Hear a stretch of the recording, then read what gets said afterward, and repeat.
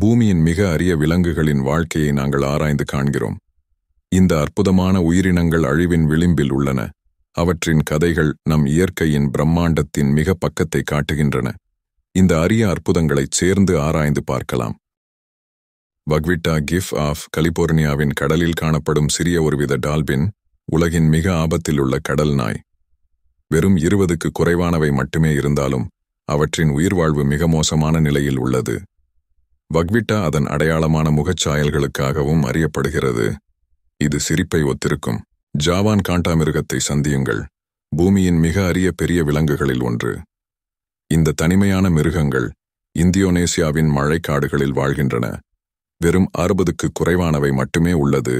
Amur சிறுத்தை ஒரு பலமும் நிலைத்தன்மையும் கொண்ட படிமமாக உள்ளது. ஆனால் அதே நேரத்தில் மிக பக்கமாகவும் உள்ளது. ரஷ்யா மற்றும் சீனாவின் காடுகளில் பூர்வீகமாக இருக்கும் இந்த மாபெரும் பெரிய பூனைகளில் வெறும் 100க்கு குறைவானவை மட்டுமே உள்ளன. வடக்கு வெள்ளை காண்டாமிருகம் ஒரு மனதை உருக்கும் கதையை கூறுகிறது.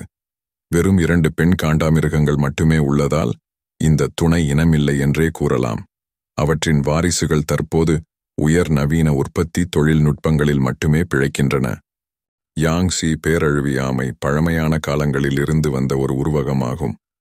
வெறும் சில பேர் மட்டுமே இருப்பதால் இந்த ஆமைகள் ஆசியாவின் ஆறுகளில் பாதுகாப்பிற்காக தீவிர முயற்சியை குறிக்கும்.